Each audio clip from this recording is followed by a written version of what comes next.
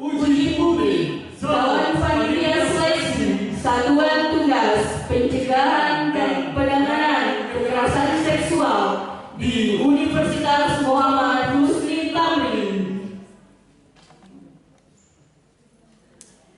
Bapak dan Ibu yang saya hormati, kegiatan uji publik pada hari ini, Selasa tanggal 23 April 2024, merupakan bagian dari implementasi Permendikbudristek nomor 30 tahun 2021 tentang pencegahan dan penanganan kekerasan seksual di lingkungan perguruan tinggi. Tentunya kegiatan ini akan membawa harapan besar. Semoga Universitas Muhammad Husni Tamrin siap menjadi kampus yang aman dan bebas dari tindak kekerasan seksual. Bapak Ibu hadirin yang kami hormati, perlu kami informasikan bahwa kegiatan ini dilaksanakan secara hybrid, baik secara offline di kampus A Universitas Muhammad Tamrin maupun secara online di platform Zoom Meeting. Untuk ID dan password Zoom Meeting dapat dilihat di Instagram Universitas Muhammad Husni Tamrin. Kegiatan ini tentunya dapat terselenggara berkat dukungan dari Yayasan Pendidikan Abdul Rajak dan segenap pimpinan dari Universitas Muhammad Husni Tamrin. Oleh karena itu, pada kesempatan yang baik ini, izinkan kami untuk mengucapkan terima kasih kepada Bapak Dr. Daeng Muhammad Fakih selaku Rektor Universitas Muhammad Husni Tamrin, dan izinkan kami menyapa yang telah hadir di tengah-tengah kita, observer eksternal, yaitu Ibu Dr. Windayanti SPSI MM.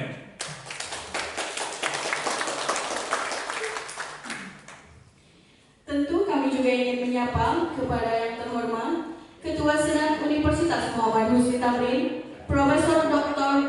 Sudarto Rono Atmojo SKM MSc, yang kami hormati Rektor Universitas Muhammad Husni Tamrin, Dr. Daeng Muhammad Fakih SHMH, sekaligus sebagai panelis bersama Ibu Dr. Retno Lukiatiningsih Mars AK. Yang kami hormati Wakil Rektor 1 Bidang Akademik dan Kemahasiswaan, Ibu Siti Jumhati SST SKM Mkes, sekaligus moderator pada acara pagi hari ini. Yang kami hormati Wakil Rektor 2 Bidang Keuangan, STM dan Umum, Ibu Dr. Anda Susiana Dewirati MM. Yang kami hormati Wakil Rektor 3 Bidang Penelitian dan Pengembangan serta Kerjasama, Ibu Dr. Nur Asniati Jali SKM MKM. Yang kami hormati seluruh dekan dan wakil dekan. Yang kami hormati seluruh ketua program studi dan sekretaris program studi. Yang kami hormati Kepala Biro, Lembaga, Unit, dan Koordinator di lingkungan Universitas Muhammad Husni Tamrin. Serta yang kami hormati seluruh calon panitia seleksi Satgas PPKS Universitas Muhammad Husni Tamrin yang terdiri dari unsur dosen, tenaga kependidikan atau teknik, dan unsur mahasiswa. Dari unsur dosen yaitu Bapak Anito Rifanto SEMM dan Bapak Selamat Santoso Kurniawan SKM MKM. Dari unsur teknik yaitu Ibu Asli Natasha Rahmatia SIP MPD dan Ibu Rismala Sri Haryati SPD MPD, serta dari unsur mahasiswa yaitu Saudari Dewi Aisyah, Anisha Fira Qadri Rahma, dan Saudara Irfan Zidni, serta seluruh undangan yang hadir pada hari ini.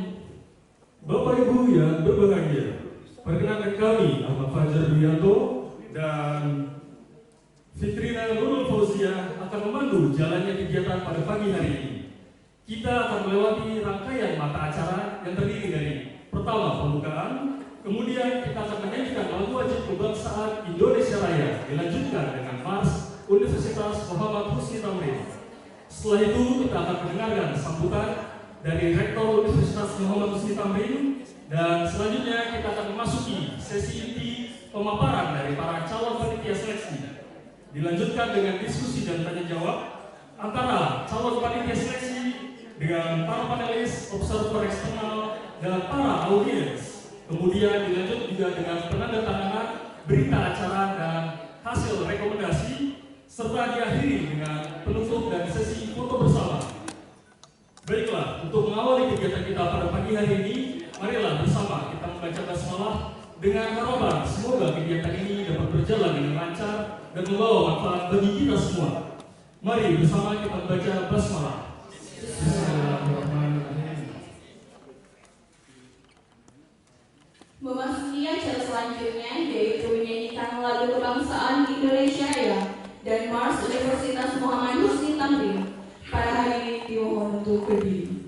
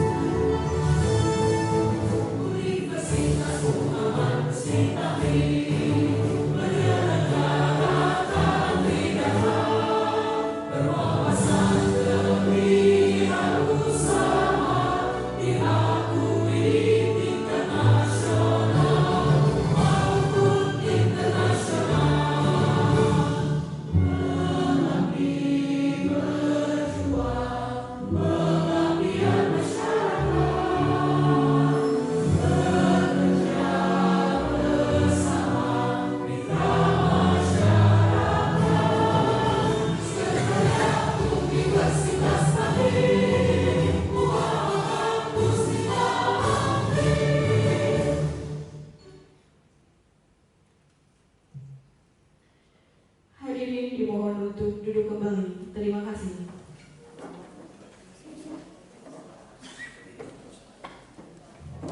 Selanjutnya, marilah bersama kita dengarkan sambutan yang akan disampaikan oleh Rektor Universitas Muhammad Husni Tamrin kepada Bapak Dr. Daeng Muhammad Fakih SHMH. Dengan segala hormat kami persilakan.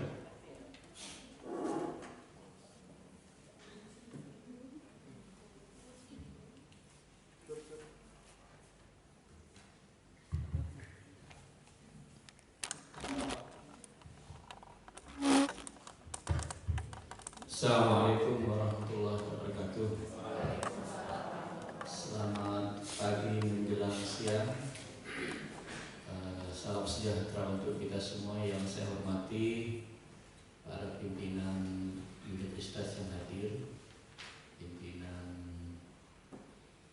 fakultas, kepala biro, lembaga yang hadir, kemudian kepada panelis Dr. Diki Retno dan kepada observer eksternal Dr. Wida, audien yang hadir, dan khususnya kepada calon panitia seleksi pemilihan Satgas DPKS, pencegahan dan penanganan kekerasan seksual. Mudah-mudahan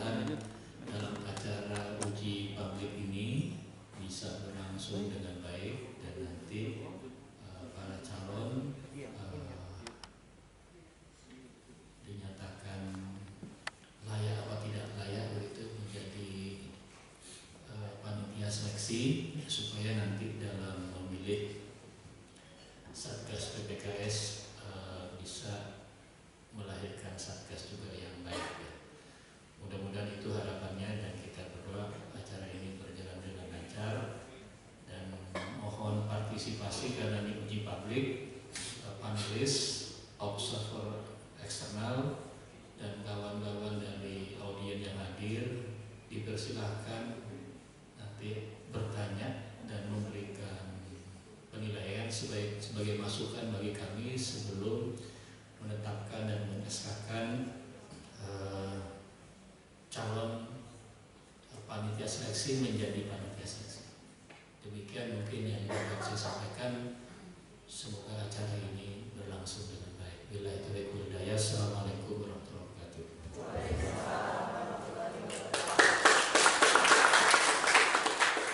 Terima kasih kami sampaikan atas sambutan yang telah disampaikan oleh Bapak Dr. Dayang Muhammad Fakih selaku Rektor Universitas Muhammad Husni Tamrin.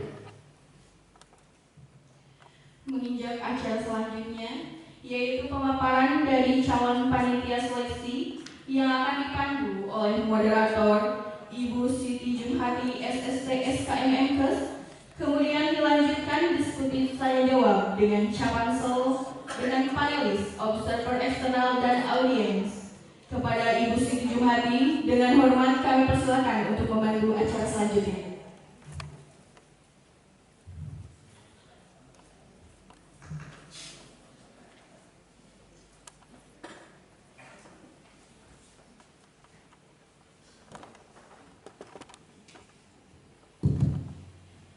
Baik, terima kasih MC atas perkenan waktunya yang bisa memberikan kesempatan kepada saya untuk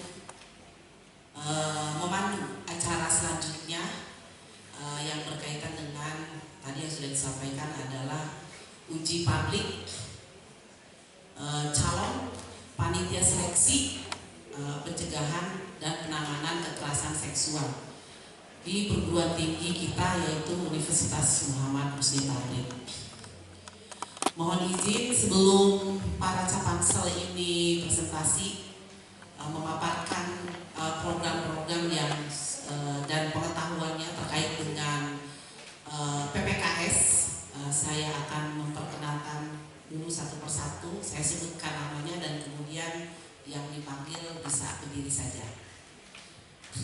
Sebelum kita mulai, mungkin Bapak Ibu, saya akan sampaikan terlebih dahulu bahwasanya uji publik ini bisa kita laksanakan setelah melewati tahapan seleksi dari beberapa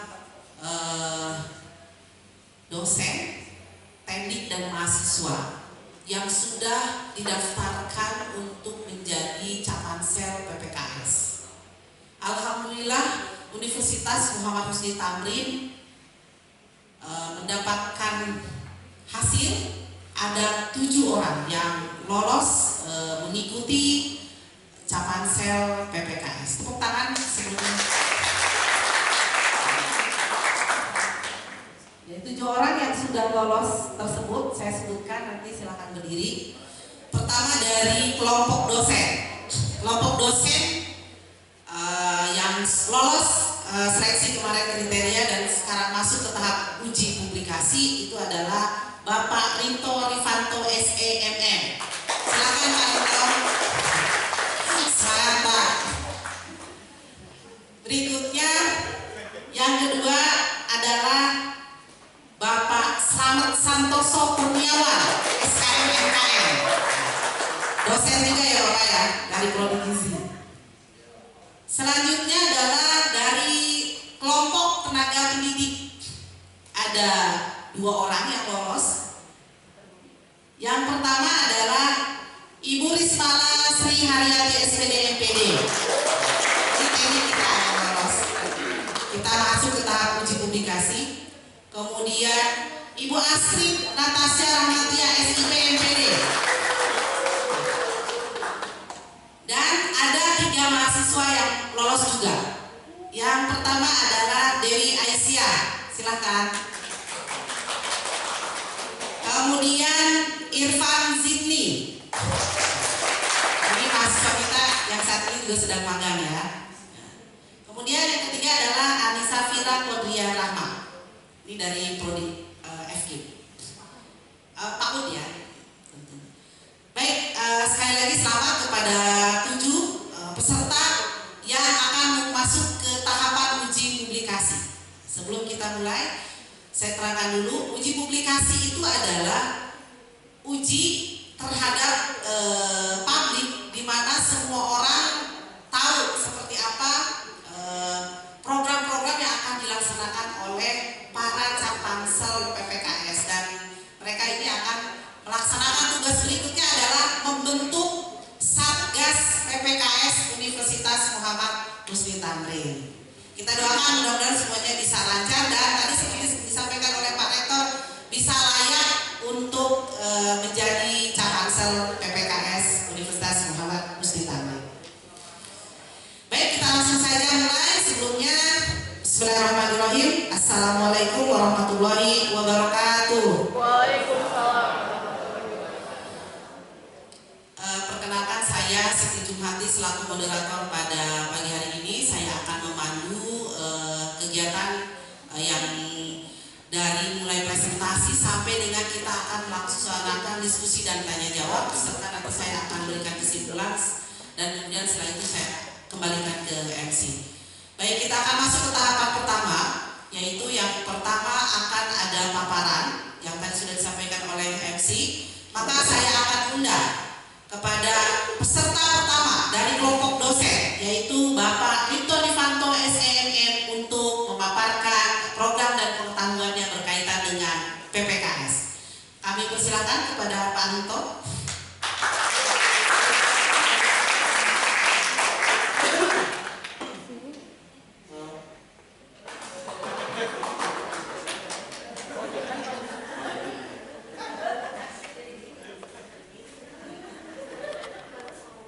Ye.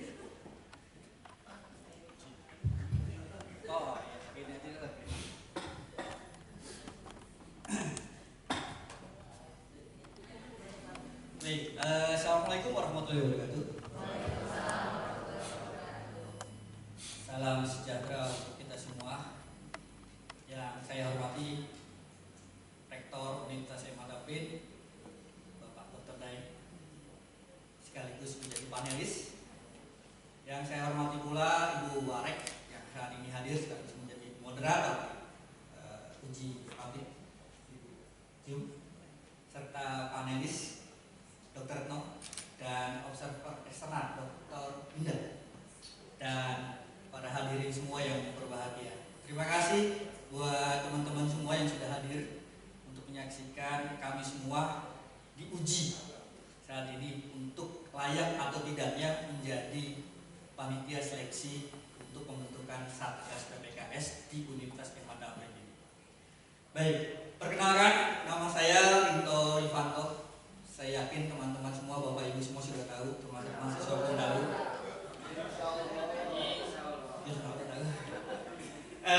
Saya termasuk salah satu yang memang lulus seleksi tahapan untuk menjadi Capansel, yang saat ini akan memaparkan paparan terkait dengan PPKS. Background saya mungkin lihat ada perempuan yang sedang menangis, yang sedang bingung harus berbuat apa. Karena ini ada gambaran dari korban-korban dari kekerasan seksual. Warna hitam itu menggambarkan akan sesuatu yang sedang sedih ataupun berduka. Next mungkin. Oke, sebelum masuk ke PPKS, tentunya sesuai dengan tema ataupun agenda hari ini, yaitu terkait dengan kekerasan seksual, di mana kekerasan seksual sudah didefinisikan oleh Kementerian Kemendikbud, dalam hal ini melalui peraturan Permendikbud-Ristek nomor 30 tahun 2021, yaitu setiap perbuatan merendahkan, menghina, melecehkan dan atau menyerang tubuh dan atau fungsi reproduksi seseorang. Karena ketimpangan relasi kuasa atau gender yang berakibat atau dapat berakibat penderita psikis dan atau fisik, termasuk yang mengganggu kesehatan reproduksi seseorang dan hilang kesempatan melaksanakan pendidikan tinggi dengan aman dan optimal. Ini adalah suatu gambaran atau definisi terkait kekerasan seksual yang memang terjadi di perguruan tinggi atau pendidikan tinggi. Kekerasan seksual ini menjadi fenomena saat ini memang khususnya di negara kita, apalagi lebih khusus di dunia pendidikan, ya, di mana banyak sekali kasus-kasus yang memang terjadi di luar sana. Yang kasus ini adalah kasus kekerasan seksual, yang mana korbannya adalah tentunya berbicara tentang kekerasan seksual di pendidikan. Perguruan tinggi adalah merupakan salah satu penyumbang terbesar terkait dengan kekerasan seksual. Ya, next. Ya. Menurut data yang kami peroleh, menurut data dari Komnas Perempuan di tahun 2015 sampai 2021, terdapat 67 kasus terhadap perempuan di lingkungan pendidikan sebanyak 87,9%. Ini adalah 89,91%-nya adalah kekerasan seksual. Yang 8,8 adalah kekerasan psikis dan diskriminasi atau bullying. Serta 1,1% adalah kekerasan fisik. Ini adalah suatu fenomena yang terjadi di masyarakat, khususnya perguruan tinggi, di mana pendidikan menyumbang salah satu penyumbang akan terjadinya kekerasan seksual. Nah, di 87,91% terdapat 35 kasus di perguruan tinggi. Itu menurut data di tahun 2015 sampai 2021, dari 87,91% adalah 35 kasusnya ada di perguruan tinggi. Nah,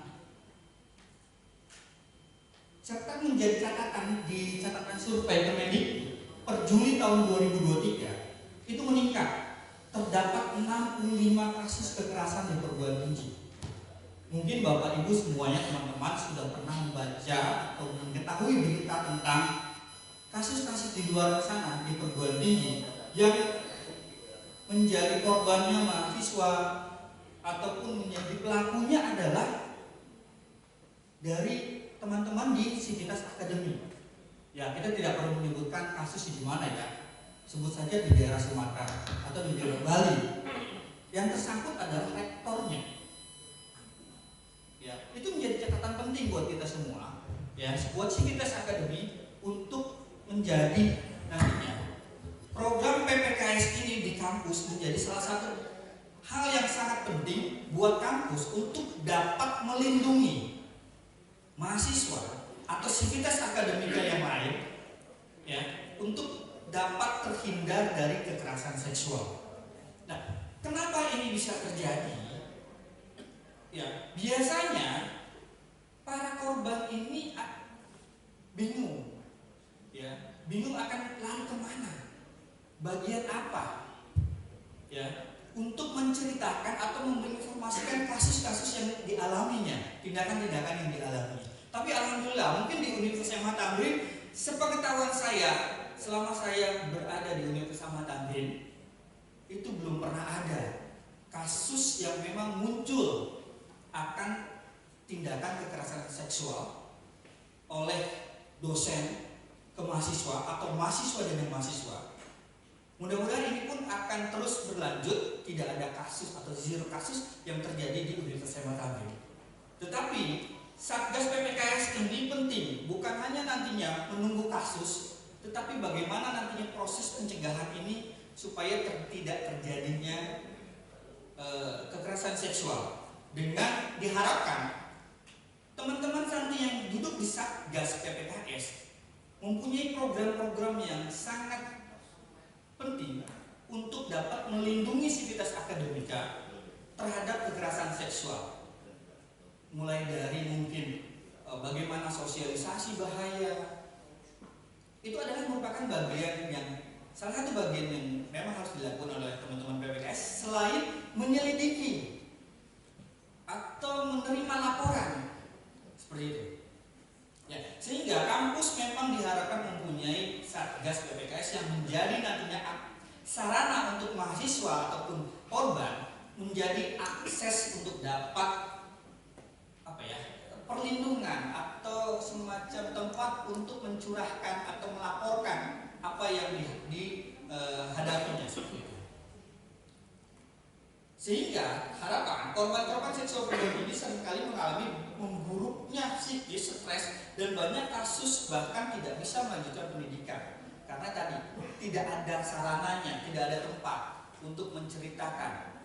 Saya harapkan teman-teman Satgas nantinya ini bisa menjadi wadah atau sarana atau tempat yang memang bisa menaungi atau menerima atau menindaklanjuti laporan-laporan yang memang terjadi di kekerasan seksual di lingkungan kampus. Nah, berharap teman-teman Satgas ini tentunya teman-teman yang memang sesuai dengan peraturan ya, mungkin nanti teman-teman pansel yang lain bisa menggambarkan syarat persyaratan apa yang menjadi syaratan untuk menjadi Satgas.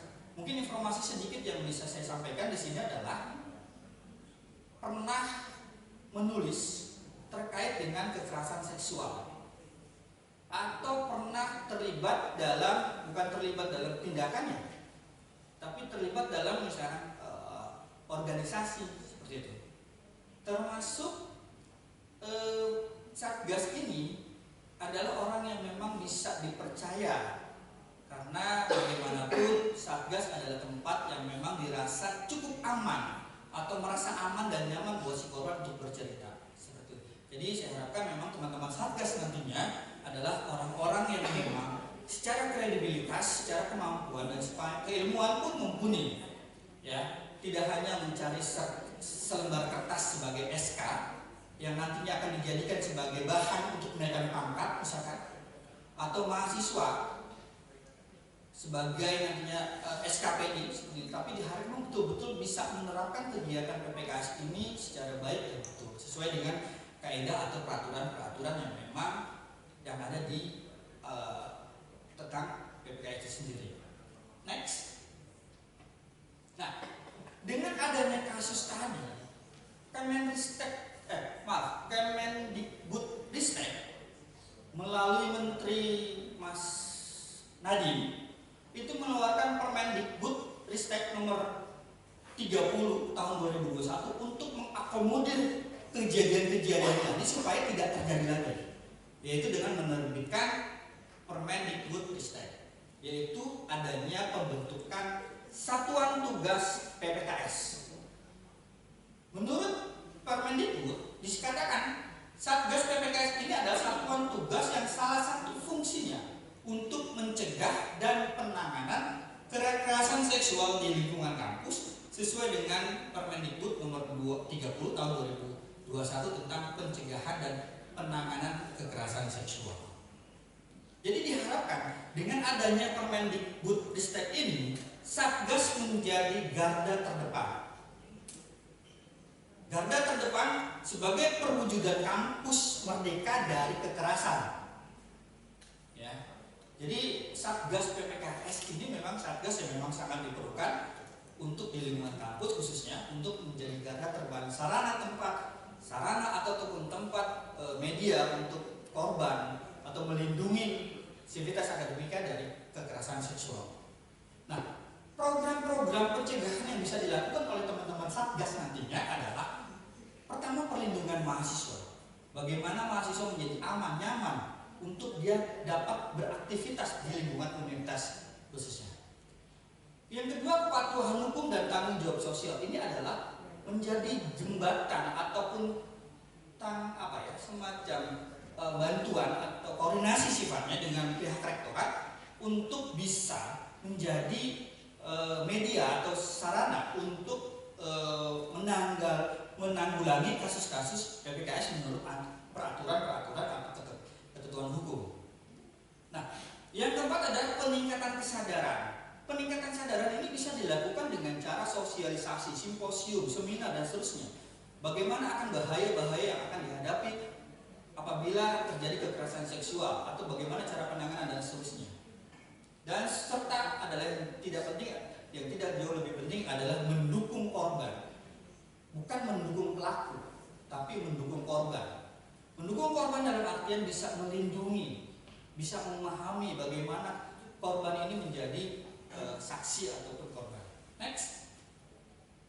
Nah, kata kunci dari Satgas PPKS ini atau kita semua terhadap kekerasan seksual. Mohon izin Pak Nito, waktunya ya. Terakhir. Kata kuncinya adalah tidak ada kata bercanda di dalam pelecehan seksual. Cuy. Itu adalah merupakan kata-kata bercanda, tetapi itu adalah merupakan kategori dari kekerasan seksual, salah satu kekerasan seksual. Mungkin itu yang bisa saya sampaikan. Terima kasih Bapak Ibu semua atas perhatiannya. Saya ucapkan terima kasih. Assalamualaikum warahmatullahi wabarakatuh. Terima kasih Pak Rektor atas paparannya. Kesimpulannya adalah jangan bicara sweet. Ya, ingat itu pesan dari Pak Rektor. Oke, kita lanjutkan karena berhubung dengan waktu. Jadi saya ingatkan kembali kepada para peserta yang akan memaparkan, waktunya tadi maksimal 10 menit ya untuk masing-masing. Jadi untuk berikutnya bisa melihat lagi waktu pada saat presentasi. Baik, selanjutnya kita undang capansel berikutnya dari kelompok dosen, yaitu Bapak Slamet Santoso Kurniawan SKM MKM. Silakan Pak.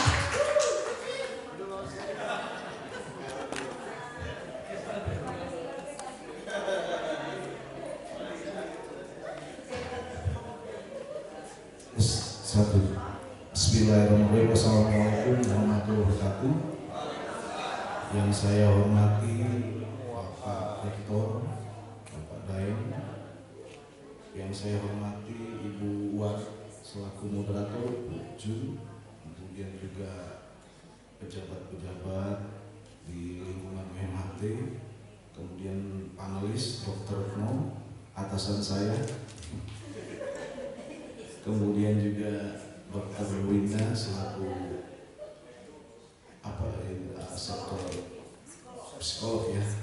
Nah, ini sebenarnya apa ya? Kalau berbicara mengenai Satgas PPKS, ini sebenarnya saya sudah waktu di PKS ini Dr. Retno sudah bekerja sama sebenarnya dengan PPAPP dan ini terlahir dalam bentuk Posapa sebenarnya. Nah, cuma memang keberadaan Posapa ini waktu itu diresmikan, di SK-kan oleh Pak Rektor, Pak Sukijo terdahulu. Nah, akhirnya agak menghilang karena memang tempatnya, fasilitas itu tidak difasilitasi. Nah, Dinas PPAPP sebenarnya waktu itu sudah mengapa melibatkan perguruan tinggi, ya? Karena kasus kekerasan terhadap perempuan dan anak itu masa COVID tahun 2019 sampai dengan 2020 itu puncaknya sangat tinggi. Mungkin karena banyak yang di PHK, ya, para orang tua, bapak-bapak itu timbul kekerasan terhadap itu sangat meningkat, sehingga kewalahan itu, ya, Pemda DKI termasuk kewalahan, akhirnya merekrutah perguruan tinggi dan kita Universitas MH Tamrin itu termasuk 10 perguruan tinggi yang mendukung anti kekerasan terhadap perempuan dan anak, dan dibentuklah Posapa di universitas ini. Ada 10 dan kita termasuk yang mendukung itu. Dan juga kita Universitas MH Tamrin itu juga menjadi apa ya, bagian dari Pemda DKI dalam mendapatkan rekor muri, ya, mendapatkan rekor muri terhadap anti kekerasan dan perempuan ini. Nah, dari sinilah Universitas M.H. Tamrin akhirnya kita dikenal juga, ya, di Pemda DKI, terutama kalau coba nanti kalau para dosen ataupun kalau Pemda DKI ke gubernur pasti akan lari terkait dengan PPAPP ini, baru dengan yang lain. Nah, Posapa, saya pinginnya sebenarnya Posapa dengan Satgas ini itu bisa diklikkan seperti itu. Saya berharap kepada Bapak Rektor, kemudian Ibu Arek, apalagi sekarang ini bidan, saya Bu Pebi, kalau ada Bu Pebi di sini, menginginkan PPAPP ini merupakan bagian daripada visi misi daripada program kebidanan ke depannya. Nah, oleh karena itu saya berharap kalau bisa Posapa ini juga jangan dihapuskan, tetapi nanti diklikkan dengan Satgas PPKS ini, ya, seperti di perguruan tinggi yang lain yang sudah menjalankan program ini, begitu. Nah, kalau kita berbicara mengenai next, Mas, ya, kenapa di perguruan tinggi, ya, next lagi.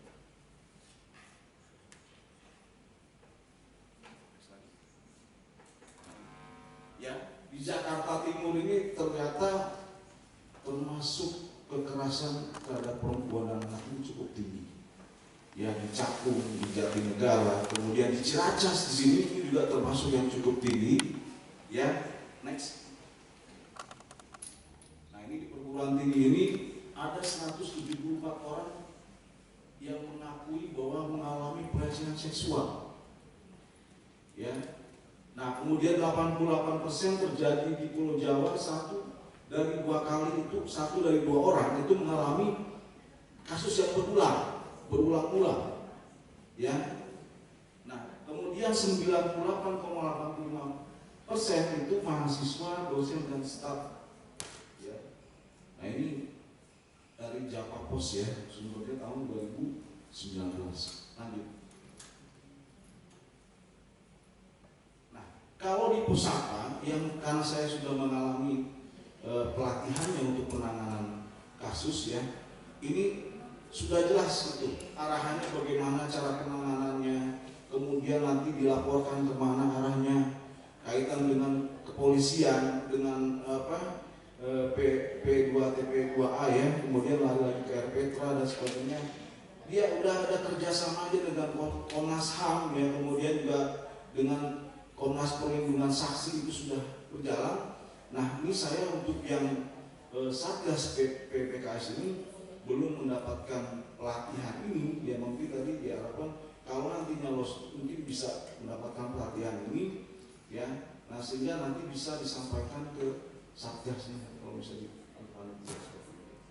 Nah, jadi kita berharap sebelumnya ada satu link ini, ya, keterkaitan antara Posapa dengan, jadi jangan sampai nanti dihapuskan lah seperti itu, ya. Jadi bisa berjalan dengan sinergis seperti itu. Oke, lanjut next.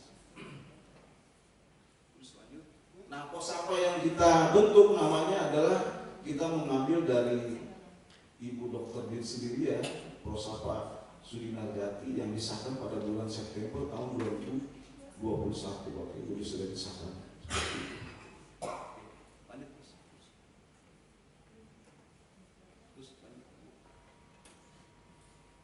Mohon maaf, saya kemarin tidak ikut rapat koordinasi, harus berapa slide, jadi saya bikin. Nah, sebanyak-banyaknya kan waktu sedang jadi asesor di LSP, ya. Lanjut.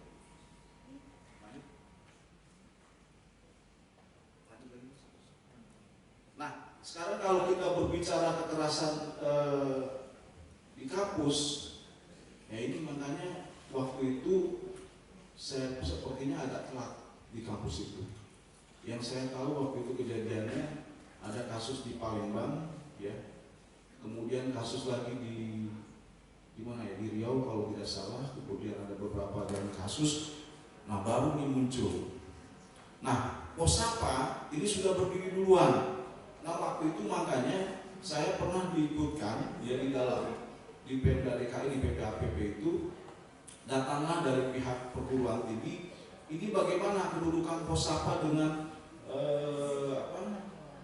dengan Satgas ini? Ya kita nanti diberikan saja supaya jangan sampai tumpang tindih seperti itu. Tapi dalam kenyataannya sebenarnya hampir sama ya, prinsip dasar daripada Posapa dengan Satgas PPKS ini hampir sama sebenarnya. Ya. Nah ini kalau kita lihat tadi sudah Pak Mentor sampaikan bahwa kekerasan itu bukan hanya kekerasan fisik saja. Ya. Sekarang ini yang paling rawan ini adalah justru kekerasan terhadap nanti bisa menimbulkan gangguan psikis, ya, bullying dan sebagainya. Contohnya ini kasus-kasus anak-anak mungkin di perguruan tinggi masih bisa tahan, tapi kalau di SMA, di SMP, kebetulan juga istri saya di RW ya, itu juga aktif di dalam ini. Itu kebanyakan anak sekolah itu banyaknya dibullying itu luar biasa, ya. Jadi kalau di perguruan tinggi mungkin tidak terlalu ini masih karena udah dewasa masih bisa tahan mental untuk, tapi kalau di anak-anak sekolah di SMP, wah ini luar biasa sampai anak itu sampai mau keluar dari sekolah. Kemudian juga di lingkungan di kampung-kampung juga sama seperti itu, bukan di perguruan tinggi aja, di sekolah-sekolah juga, tapi di sosial sekarang di masyarakat juga sudah timbul seperti itu. Oke lanjut. Nah ini jadi makin lama makin meningkat pada saat COVID, tapi sekarang sudah mulai menurun ya. Tapi tetap kita jangan lengah ya. Perguruan tinggi tetap harus menerapkan Satgas ini. Saya berharap Satgas ini diperhatikan dan difasilitasi oleh kampus seperti itu. Jadi jangan nanti hanya dipilih saja. Nah kemudian setelah dipilih ya, nanti yang jelas kan kalau namanya Satgas ini kerjanya itu mungkin sekarang diawasi oleh Kemdikbud ya, tapi fasilitas tetap mungkin dari kampus harus juga diperhatikan, sarana prasarananya dan sebagainya ini harus disediakan, karena kalau tidak ada ini percuma begitu. Nah, saya berharap ini difasilitasi dengan betul begitu. Seperti kayak Posapa, saya juga kemana agak bingung. Jujur ya, ada satu dari Universitas Budi Luhur ya, hadir waktu itu ingin penelitian di Posapa. Saya bingung tempatnya nggak ada, di mana saya mau penelitian di sini gitu saya bilang.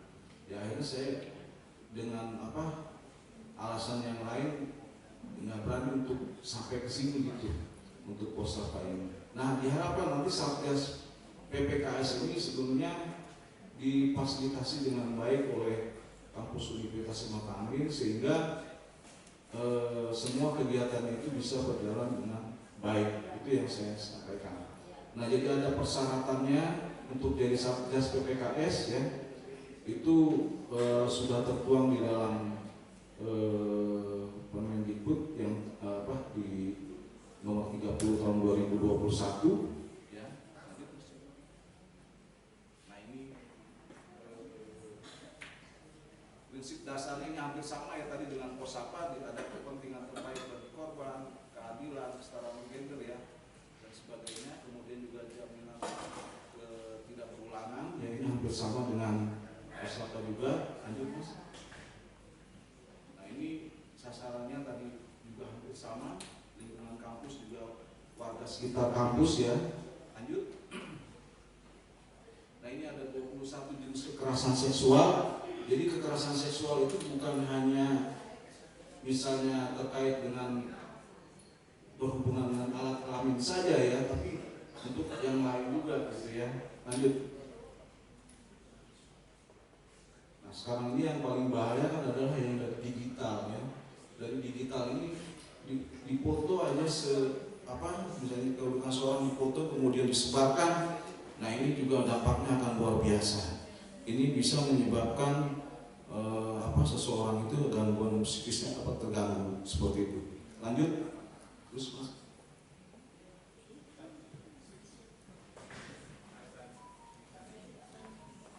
Ya, nah ini contoh-contoh dari kekerasan ya.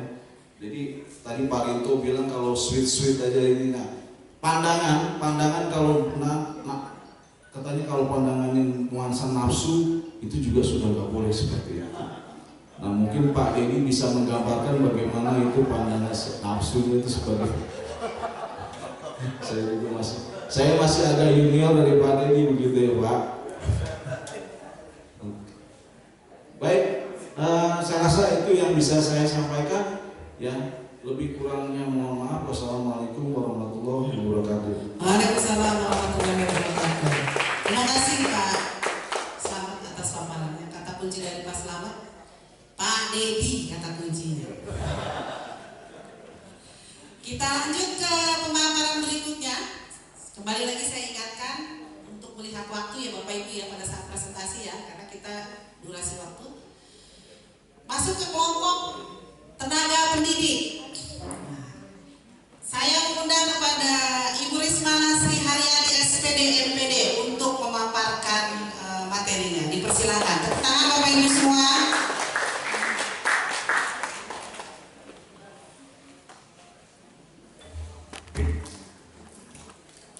Baik, Assalamualaikum warahmatullahi wabarakatuh. Yang saya hormati Bapak Rektor Dr. Daeng sekaligus panelis. Yang saya hormati Ibu Dr.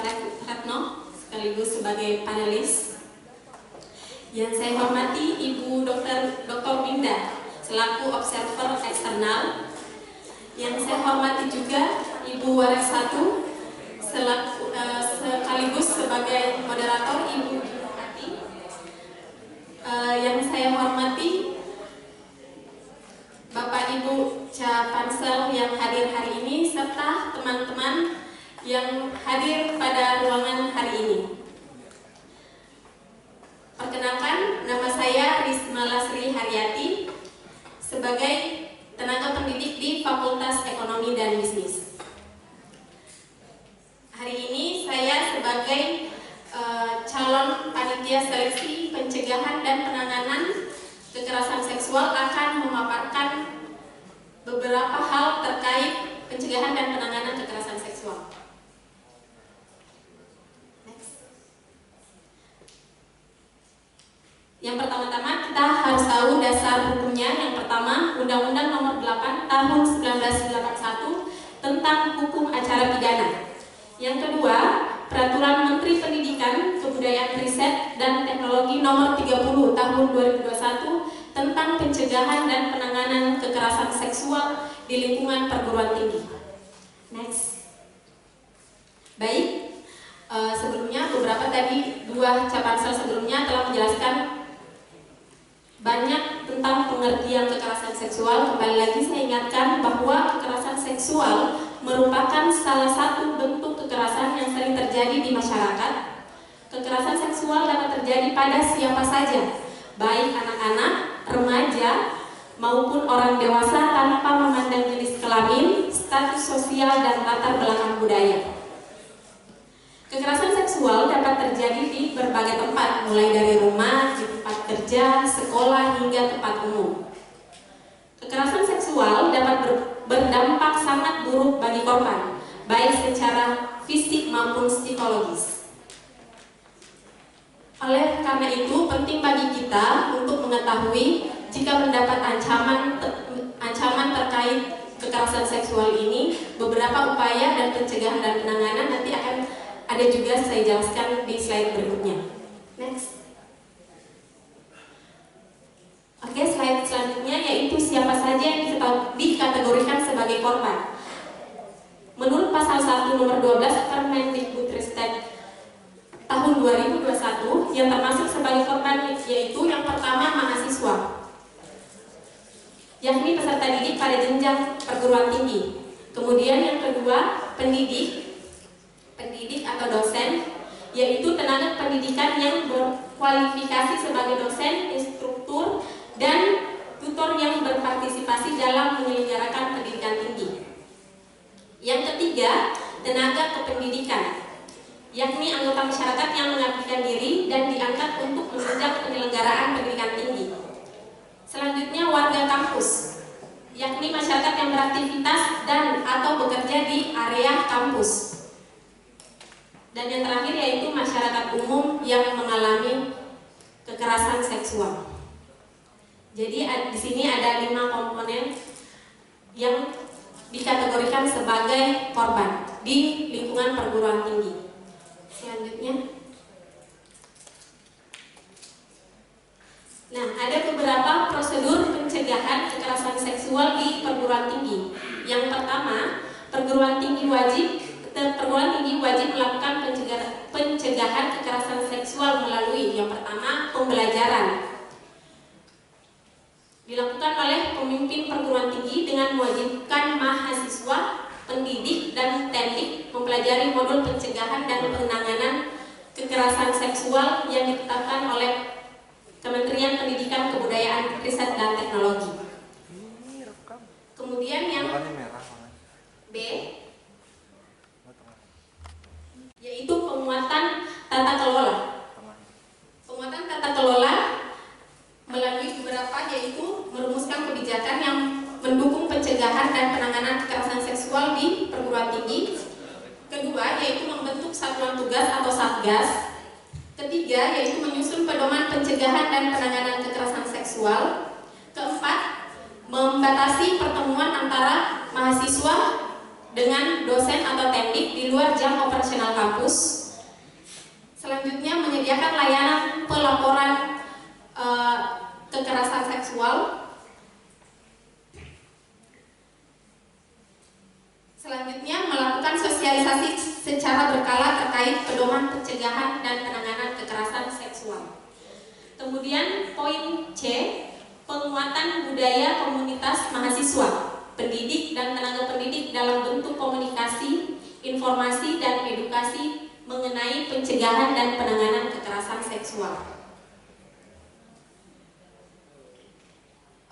Untuk yang C ini, sosialisasi itu dalam beberapa kegiatan seperti dalam pengenalan kehidupan kampus bagi mahasiswa, pendidik, dan tenaga kependidikan.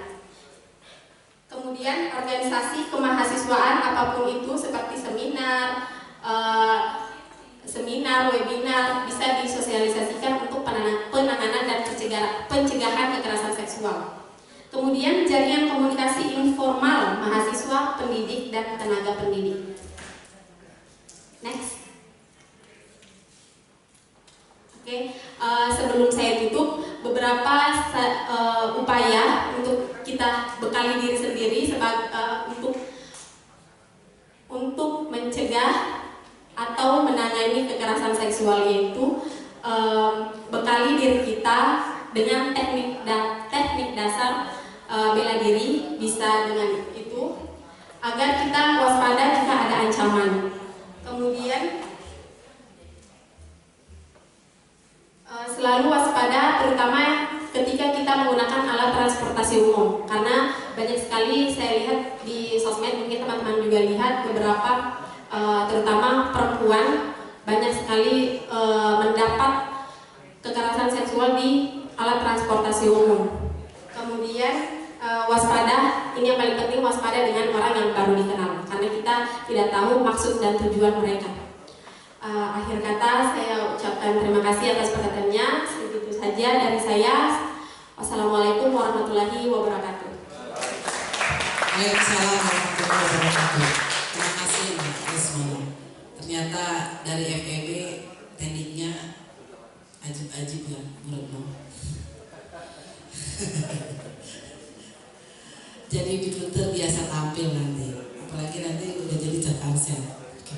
Baik, kita lanjutkan ke kelompok berikutnya untuk teknik. Berikutnya ada kami mengundang Asrif Natasha Rahmatia SIP MPD. Silakan Bu Asrif.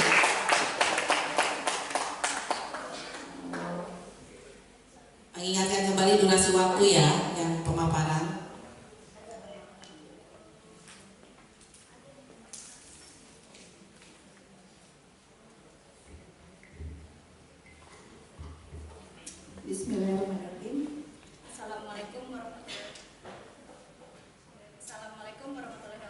wabarakatuh.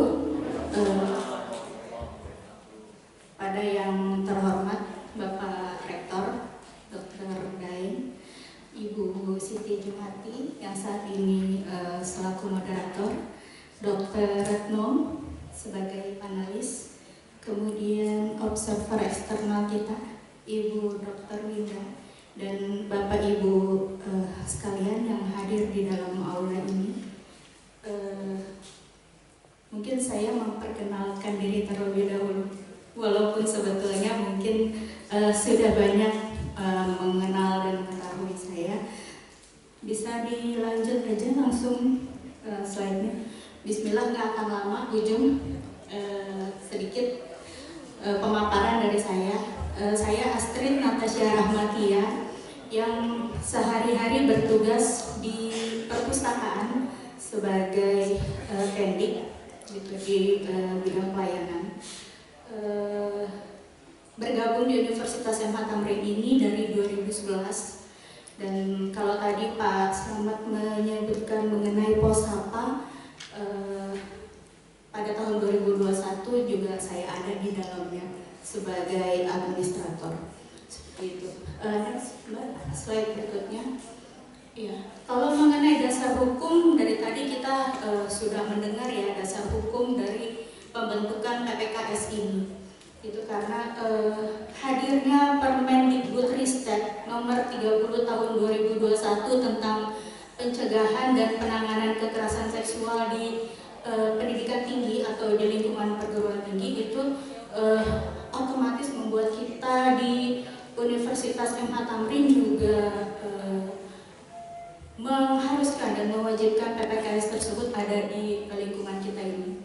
Itu untuk kekerasan seksual tadi pengertiannya atau apa itu kekerasan seksual itu sudah disebutkan ya. Saya rasa tidak perlu lagi. Bisa next, Mbak. Ya, ini adalah cakupan tindakan kekerasan seksual.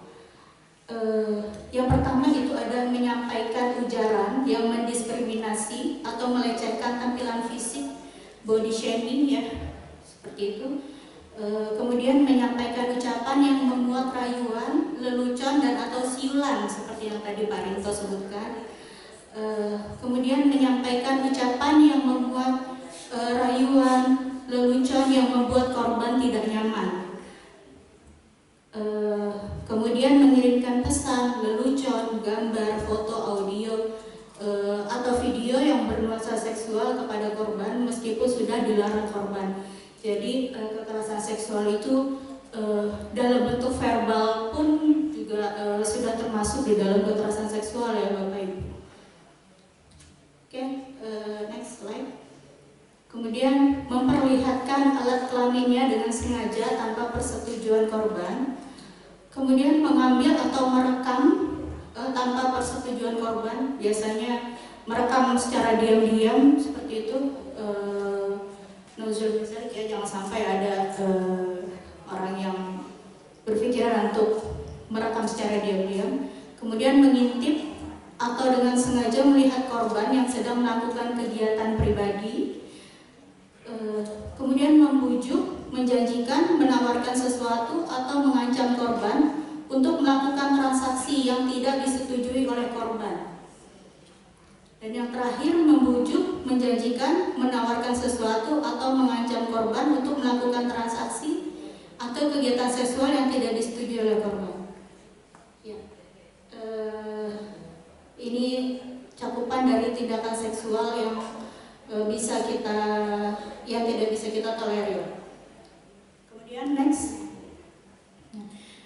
pembentukan Satgas PPKS. Jadi Bapak Ibu sedikit saya mengulang bahwa nantinya Capansel atau calon panitia seleksi yang terpilih saat ini akan membentuk satuan tugas PPKS yang nantinya akan bertugas di Universitas MH Tamrin kita. Seperti itu. Next. Untuk satuan tugas PPKS itu adalah bagian dari perguruan tinggi yang berfungsi sebagai pusat pencegahan dan penanganan kekerasan seksual di perguruan tinggi. Tugasnya apa? Yang pertama, membantu pimpinan perguruan tinggi untuk menyusun menyusun pedoman PPKS di perguruan tinggi kita nanti. Kemudian akan melakukan survei kekerasan seksual paling sedikit 1 kali dalam 6 bulan. Ya, kemudian menyampaikan hasil survei tersebut kepada pimpinan perguruan tinggi dan mensosialisasikan pendidikan kesetaraan gender, kesetaraan disabilitas, pendidikan kesehatan seksual dan reproduksi, serta pencegahan dan penanganan kekerasan seksual di perguruan tinggi. Yang terakhir, menindaklanjuti kekerasan seksual berdasarkan laporan yang datang. Oke, next. Ya. Tugas lain dari Satgas PPKS adalah melakukan koordinasi dengan instansi terkait dalam pemberian perlindungan kepada korban. Kemudian melakukan koordinasi dengan unit yang menangani layanan disabilitas apabila laporan menyangkut korban, saksi, pelapor, dan atau terlapor dengan disabilitas. Kemudian memantau pelaksanaan rekomendasi dari Satgas oleh pemimpin perguruan tinggi. Dan yang terakhir, menyampaikan laporan kegiatan PPKS tersebut kepada pemimpin perguruan tinggi paling sedikit 1 kali dalam 6 bulan. Sasaran pencegahan seperti yang tadi disebutkan oleh Capansel yang lain, bahwa sasaran dari PPKS itu adalah seluruh sivitas akademika kita, mulai dari mahasiswa, pendidik atau dosen, kemudian tenaga pendidikan, warga kampus, dan masyarakat umum yang berada di sekitar kampus. Nah, ini adalah mekanisme penanganan PPKS yang nanti akan dilakukan oleh Satgas kita. Setelah ada pelaporan atau pengaduan dari korban, nanti Satgas akan memeriksa dari pelaporan atau pengaduan tersebut. Kemudian nanti setelah melaksanakan pemeriksaan tersebut akan membuat penyusunan kesimpulan dan rekomendasinya. Gitu, rekomendasi dari pelaporan pengaduan tersebut. Next, ya, sedikit saya berbagi pengalaman selama saya bertugas di bagian pelayanan di Universitas M.H. Tamrin. Sedikit atau mungkin bisa dikatakan 2 atau 3 tindakan dari pengunjung tempat saya bertugas pernah saya lihat dan saya tegur untuk yang pernah melakukan hal-hal yang tidak enak dilihat seperti itu. Harapannya hal tersebut tidak akan terjadi lagi di Universitas M.H. Tamrin. Maka motivasi saya untuk mengikuti Capansel ini, saya mau berperan aktif dalam ikut menciptakan rasa aman di kampus kita ini. Slide terakhir. Ya, ini kalimat dari Kofi Annan yang saya kutip, bahwa kekerasan terhadap perempuan mungkin merupakan pelanggaran HAM yang paling memalukan dan mungkin yang paling luas. Ia tidak mengenal batas geografi, budaya, atau kekayaan. Selama itu terus berlanjut, kita tidak bisa mengklaim membuat kemajuan nyata menuju kesetaraan, pembangunan, dan perdamaian. Demikian dari saya. Assalamualaikum warahmatullahi wabarakatuh. Terima kasih Bu Astrid paparannya. Ada beberapa kata kunci ya dari Bu Astrid. Ternyata di UMHT ada pernah ya terjadi hal mungkin kecil ya, tapi itu juga perlu disegerakan untuk supaya tidak timbul lebih lanjut lagi. Dan kata kuncinya bersama dengan Pak Slamet ya, Posapa. Dua-duanya nih para pemeran Posapa. Oke, kita lanjutkan ke peserta Capansel berikutnya dari kelompok mahasiswa. Yang saya akan panggil adalah Irfan Zikni. Silakan.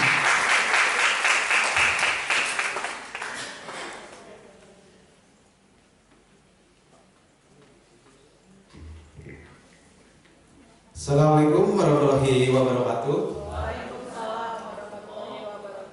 Yang saya hormati Bapak Dr. Daeng Muhammad Fakih SHMH selaku Rektor Universitas M.H. Tamrin, sekaligus panelis dalam kegiatan pencegahan penanganan kekerasan seksual di Universitas M.H. Tamrin.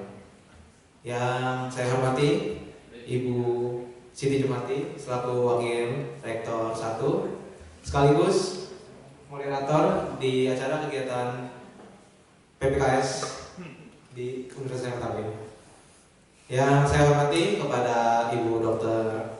Retno selaku panelis di kegiatan PPKS ini, dan yang saya hormati Ibu Dr. Winda selaku observer atau eksternal dari kegiatan pencegahan dan penanganan kekerasan seksual, serta yang saya hormati pada panelis seleksi calon pansel ini dan para pemimpin baik dekan dan sivitas akademika Universitas Muhammad Hussein Tamrin. Langsung saja, perkenalkan, nama saya Ivan Zini, dari saya sebagai mahasiswa di Universitas Tamrin, Fakultas Ekonomi dan Bisnis. Boleh dilanjut? Oke. Pencegahan dan penanganan kekerasan seksual di perguruan tinggi sesuai peraturan Kemendikbudristek mengeluarkan peraturannya, yaitu Permendikbudristek nomor 30 tahun 2021 tentang pencegahan dan penanganan kekerasan seksual di lingkungan perguruan tinggi. Ini merupakan langkah pertama untuk menanggulangi kekerasan seksual di perguruan tinggi. Banyak sekali kekerasan yang terjadi di Indonesia, salah satunya ada di dunia pendidikan, dan yang terbesar adalah korbannya yaitu perempuan. Boleh lanjut? Nah, bentuk kekerasan seksual berdasarkan Permendikbud yaitu nomor 30 tahun 2021 pasal 5, yaitu yang pertama, mengintip atau dengan sengaja melihat korban yang sedang melakukan kegiatan secara pribadi dan atau pada ruang yang bersifat pribadi, membujuk, menjanjikan, menawarkan sesuatu atau mengancam korban untuk melakukan transaksi atau kegiatan seksual yang tidak disetujui oleh korban.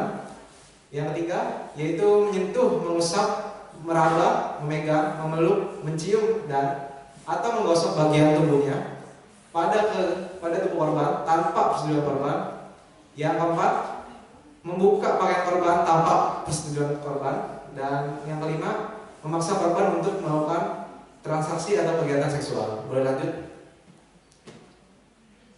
Selanjutnya, yang keenam, yaitu menyampaikan ujaran yang mendiskriminasi atau melecehkan tampilan fisik, kondisi tubuh, atau identitas gender korban. Yang selanjutnya, memperlihatkan alat kelamin dengan sengaja tanpa persetujuan korban. Selanjutnya, melakukan percobaan pemerkosaan namun penetrasi tidak terjadi. Selanjutnya, melakukan perkosaan terhadap penetrasi dengan benda atau bagian tubuh selain alat kelamin. Selanjutnya, memaksa atau memperdayai korban untuk melakukan aborsi. Selanjutnya, memaksa atau memperdayai korban untuk hamil. Selanjutnya, membiarkan terjadi kekerasan seksual dan sengaja. Dan yang terakhir, melakukan perbuatan kekerasan seksual lainnya. Boleh lanjut? Pencegahan dan penanganan kekerasan seksual di perguruan tinggi, yaitu kita bisa mencegahnya. Yang pertama adalah pendampingan berupa konseling, berupa layanan kesehatan, bantuan hukum dan lainnya. Dan yang kedua, penanganan saksi terhadap pelaku. Selanjutnya, pemulihan korban dan tindakan medis, terapi fisik dan fisiologis serta bimbingan. Selanjutnya, tujuan dibuat Satuan Gagasan Pencegahan dan Penanganan Kekerasan Seksual di perguruan tinggi ini yaitu sangat penting, yaitu untuk menciptakan lingkungan kampus yang lebih aman, mendukung dan responsif terhadap isu kekerasan seksual, serta memberikan perlindungan dan dukungan adekuat bagi korban kekerasan seksual. Berlanjut. Tugasnya yang akan dibuat Satgas Pencegahan Penanganan Kekerasan Seksual di perguruan tinggi yaitu yang pertama ada memberikan perlindungan, layanan pendamping dan dukungan bagi korban kekerasan seksual. Yang kedua adalah memfasilitasi proses pelaporan dan penyelesaian kasus kekerasan seksual terhadap korban. Yang ketiga dapat membandingkan struktur tubuh beberapa makhluk hidup dan makhluk hidup lainnya. Perlu kita sadari bahwa kekerasan terhadap setiap orang atau individu itu sangat penting dan sangat perlu diperhatikan karena mirisnya kekerasan terutama kekerasan seksual di perguruan tinggi itu sangat penting di Indonesia. Boleh selanjutnya? Oke, itu saja dari pemaparan saya. Kurang lebihnya mohon maaf.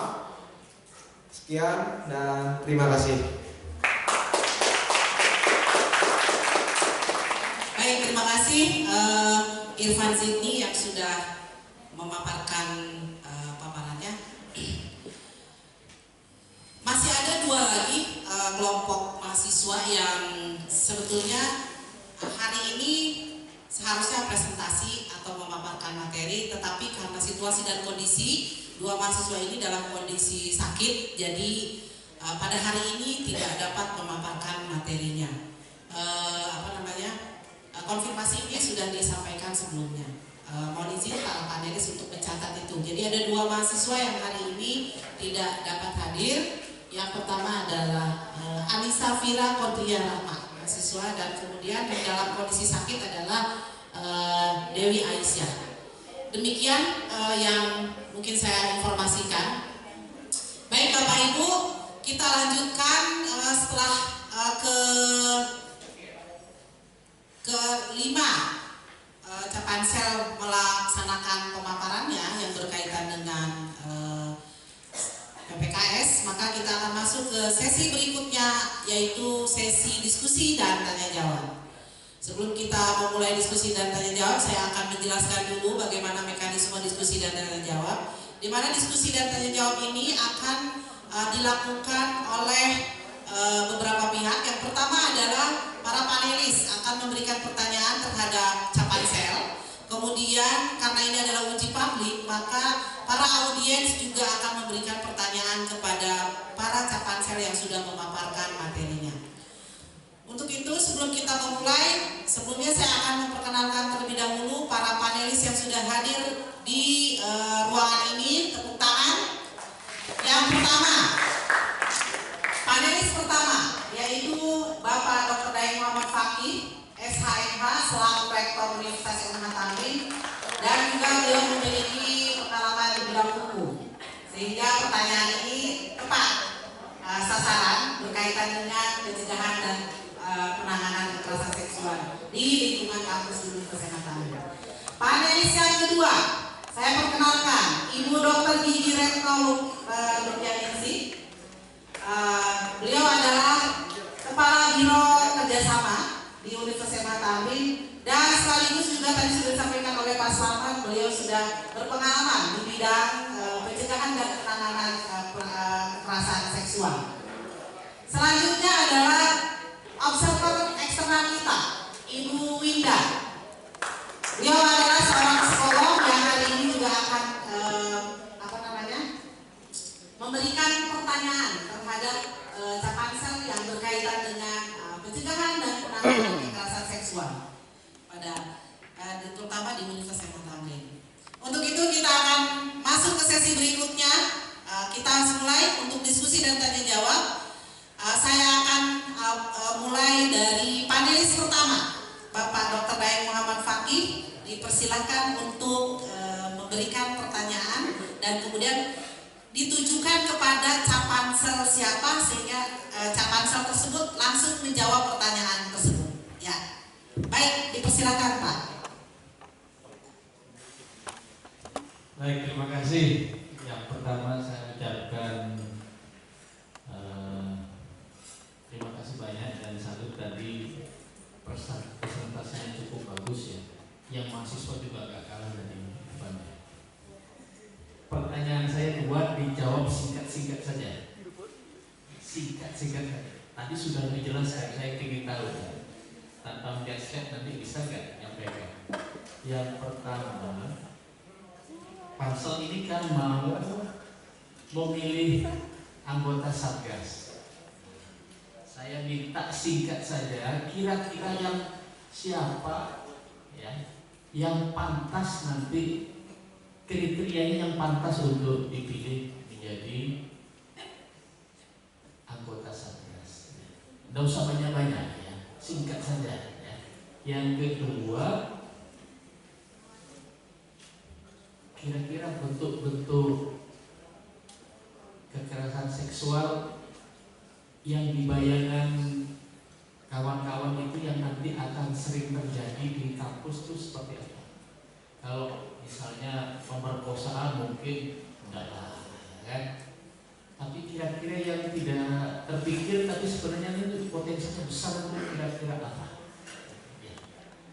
Jawab satu-satu singkat saja, ya singkat ya. 2 pertanyaan ya dari ujung sana, dari slide.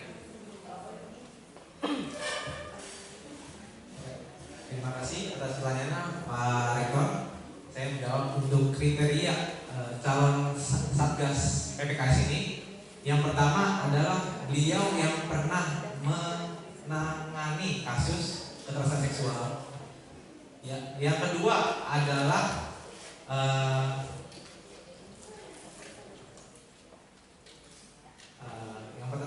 kedua adalah si calon Satgas ini mempunyai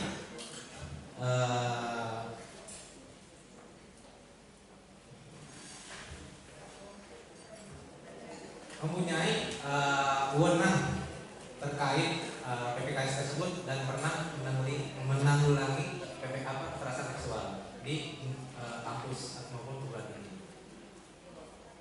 Untuk pertanyaan kedua, kasus kekerasan seksual yang paling umumnya adalah yang paling terjadi di lingkungan, baik itu lingkungan kampus maupun lingkungan luar kampus, adalah mengusap atau meraba, bahkan memfoto atau memvideokan si korban tersebut. Itu saja jawaban dari saya, kurang lebih mohon maaf. Terima kasih. Terima kasih Irfan atas jawaban. Tangan dong untuk Irfan yang jawabannya sangat tegas dan logis ya. Jadi kalau meraba itu memang kita sering meraba ya. Diri sendiri pakai apa minyak angin Pak. Minyak angin. Oke, terima kasih pertanyaannya Pak Rektor dan sudah dijawab oleh Irfan. Berikutnya dari panelis kedua Ibu Dr. Retno. Dipersilakan untuk memberikan pertanyaan dan ditujukan kepada capaian saya siapa sehingga nanti bisa langsung dijawab. Dipersilakan Bu.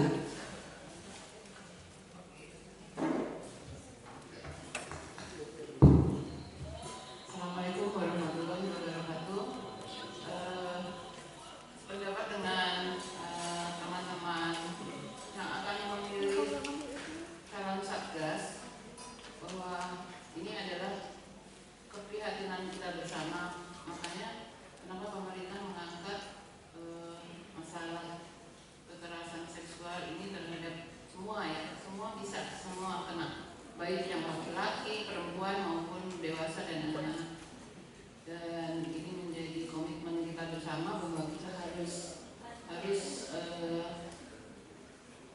memilih satgas-satgas yang akan punya kewenangan untuk melaporkan. Nah, terkait dengan Bapak dan Ibu Pansel yang akan memilih satgas, saya akan bertanya apa yang harus dibekali kepada satgas dan apa pengetahuan satgas supaya dia punya kompetensi untuk menemukan kasus. Dan kemudian yang kedua, bagaimana cara untuk memonitor dan mengevaluasi para satgas ini bahwa mereka sudah bekerja? Apa yang harus dilakukan? Pertanyaan ini saya kasih ke Pak Selamat. Terima kasih. Oke, baik. Mungkin yang pertanyaan yang tadi mengenai apa yang terkait dengan pembekalannya. Nah, ini kebetulan pengalaman saya di Posapa pada waktu itu ya.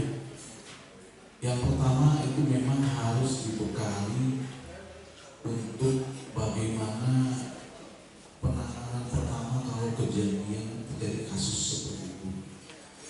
Ya, Jadi apa yang harus dilakukan? Misalnya kalau terjadi kasus kekerasan seksual, nah yang kita tahu kadang-kadang kan korban itu langsung dia supaya tidak malu dan sebagainya langsung dimandikan, langsung apa, dan akhirnya bukti-bukti itu tidak terdokumentasi seperti itu.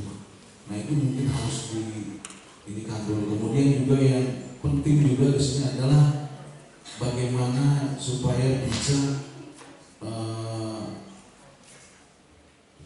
si ini korban ini juga merasa lebih tenang gitu ya, dari efek psikologis yang terjadi seperti itu ya, dan lebih nyaman karena memang kadang-kadang pada waktu itu juga sering terjadi ada ancaman seperti itu ya dari pihak ini. Kemudian juga bagaimana nanti pelatihan itu terkait dengan pencatatan dan pelaporan ya.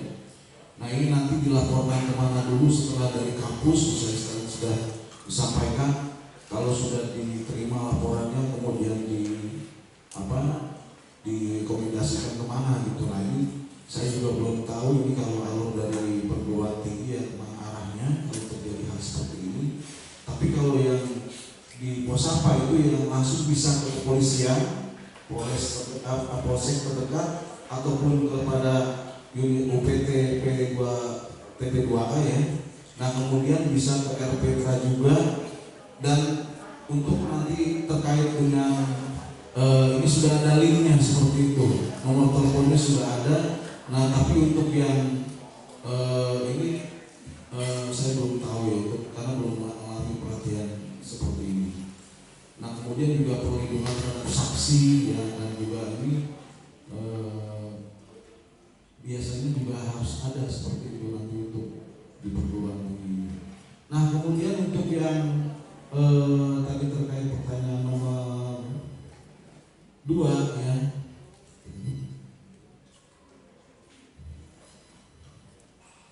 nomor 2 boleh boleh mau diulang lagi nomor 2. Keder Pak, selamat sama Ibu soalnya. Pak Selamat, Bapak sebagai pansel kan akan memilih para satgas. Bagaimana cara Bapak untuk memantau satgas ini bekerja, dan kemudian bagaimana evaluasinya? Apakah satgas ini bekerja? Itu Bapak tentu harus punya target kan?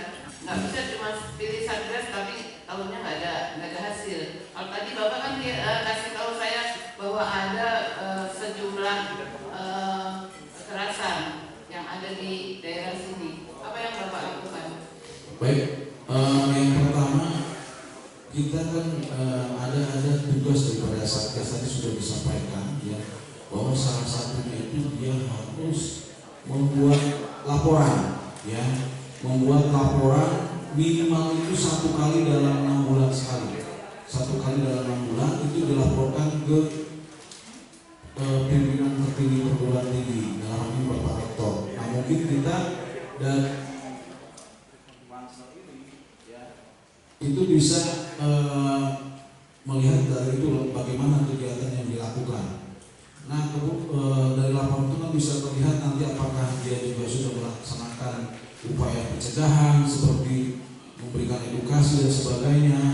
Kemudian juga apakah berapa kasus yang ditangani, misalnya itu bisa terlihat dari situ keaktifan daripada satgas ini. Itu mungkin yang bisa saya sampaikan. Terima kasih. Baik, terima kasih Pak Selamat atas jawabannya, dan panelis kedua Ibu Retno yang sudah memberikan pertanyaan. Kita lanjutkan untuk berikutnya adalah dari observer eksternal kita, Ibu Winda, untuk memberikan pertanyaan kepada Capansel, ditujukan kepada Capansel siapa, dan kemudian langsung dijawab oleh Capansel yang dituju. Dipersilahkan. Baik, terima kasih Ibu. Selamat siang Bapak Ibu. Ya, untuk Capansel saya diapresiasi dulu untuk presentasi yang luar biasa. Ternyata knowledge-nya untuk PPKS sangat mumpuni, sehingga untuk Capansel bisa kita apresiasi lebih ya pada saat nanti penentuan satgasnya luar biasa. Baik, pertanyaan saya ada dua. Saya tunjukkan pertanyaan pertama untuk Pak Pinto dan kedua saya tanyakan kepada Ibu Astrid. Baik, untuk Permen PPKS hadir untuk memastikan tetap berlanjut dan terpenuhinya hak warga dalam akses pendidikan. Lalu peraturan ini memfasilitasi perlindungan warga negara berusia di atas 18 tahun belum atau tidak menikah yang tidak terjerat sindikat perdagangan manusia yang menjadi korban kekerasan seksual. Identitas tersebut banyak dimiliki oleh mahasiswa. Kekerasan seksual mencakup tindakan secara verbal, non-fisik, fisik dan sebagainya yang memang nanti akan berkaitan dengan dampak psikologisnya di penyintas atau korbannya seperti itu. Terkait dengan hal ini, bagaimana menurut Bapak prosedur pencegahan kekerasan seksual agar tidak terjadi efek dalam fisik dan psikis di perguruan tinggi? Terima kasih. Saya berikan jawabannya dulu ke Pak Pinto.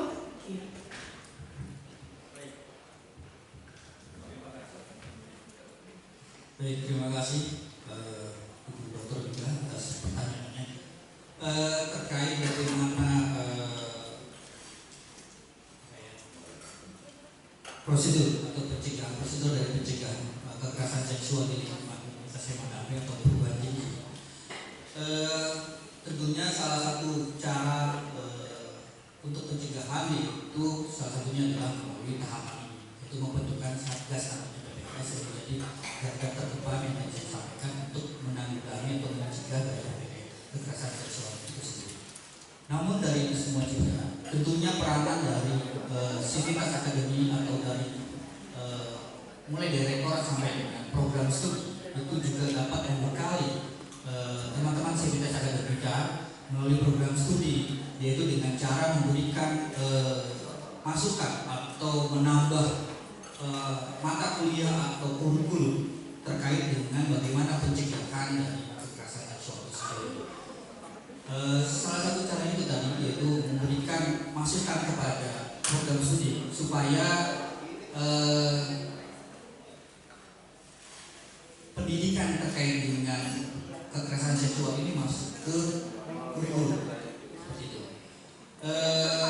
Dan juga diharapkan tentunya nanti apabila sudah terbentuk dari Satgas PPKS ini sendiri dapat berperan aktif baik itu pengelolaan, tata kelola dan sebagainya, termasuk bagaimana nantinya Satgas PPKS ini bisa menjadi transfer ilmu di luar dari program studi, yaitu dengan cara memberikan informasi, memberikan pengetahuan atau melalui seminar ataupun melalui kegiatan yang lainnya terkait dengan bagaimana pencegahan PPKS itu sendiri.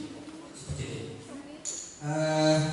Serta di perguruan tinggi tentunya memiliki banyak komunitas-komunitas yang ada di perguruan tinggi, seperti halnya komunitas mahasiswa, seperti organisasi kemahasiswaan, BEM dan sebagainya, serta dari komunitas-komunitas dosen dan semuanya yang tergabung di sivitas akademika.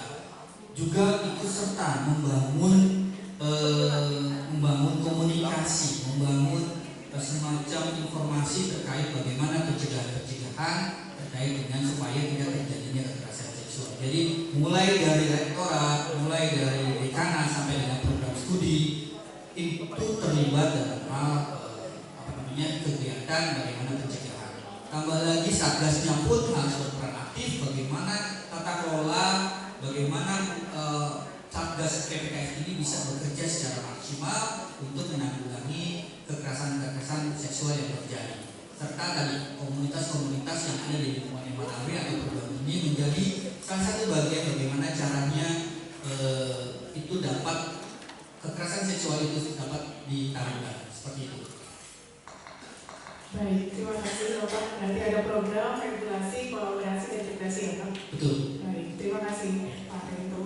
Yang kedua, Ibu Astrid, kekerasan seksual sudah diatur dalam kode etik perguruan tinggi. Ada pasal tertentu tentang kesusilaan. Bila terjadi kekerasan seksual di lingkungan perguruan tinggi, menurut Ibu kemana korban dapat melapor? Baik, terima kasih.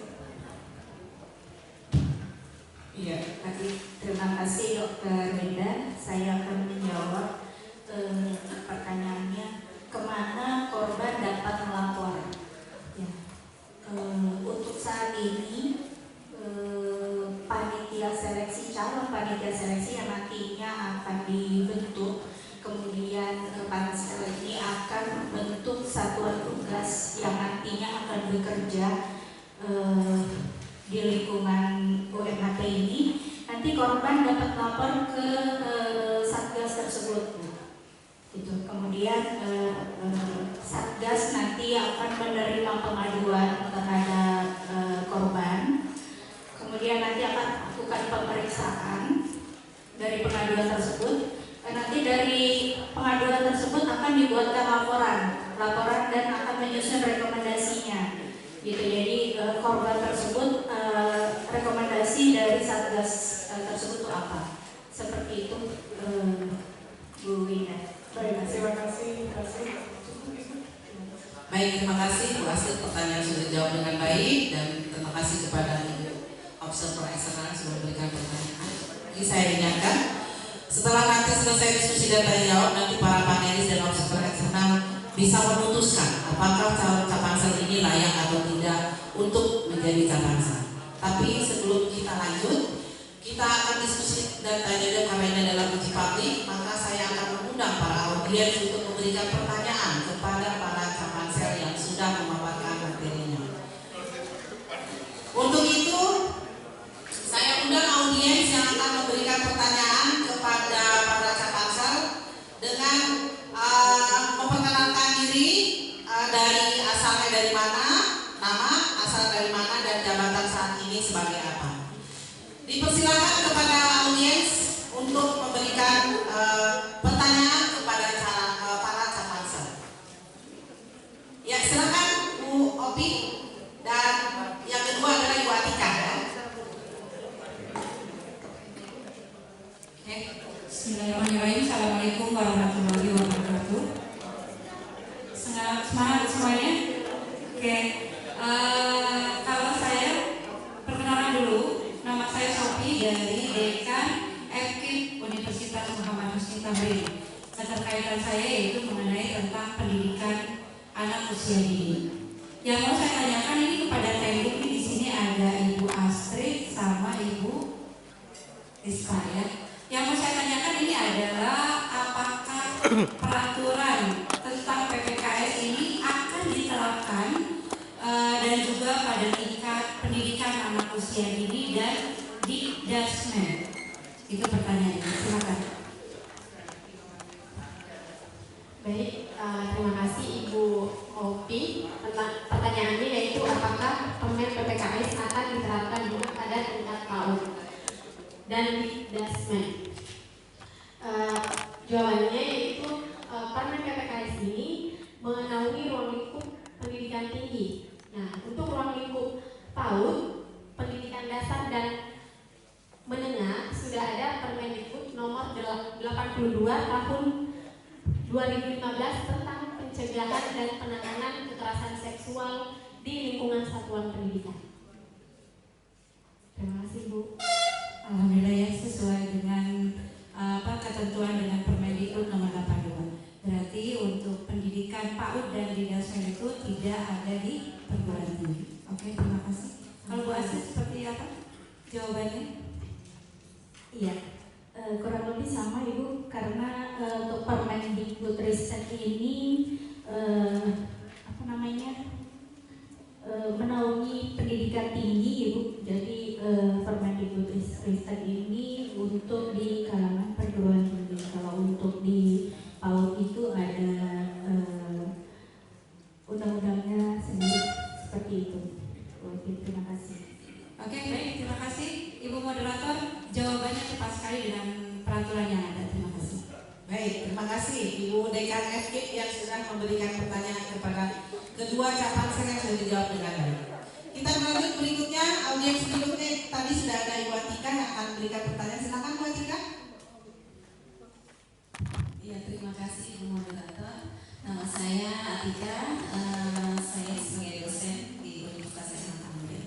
Yang ingin saya tanyakan, karena yang di depan ini adalah calon panitia seleksi, kira-kira nanti yang akan dipilih menjadi Satgas PPKS memiliki kriteria apa saja? Siapa tahu nanti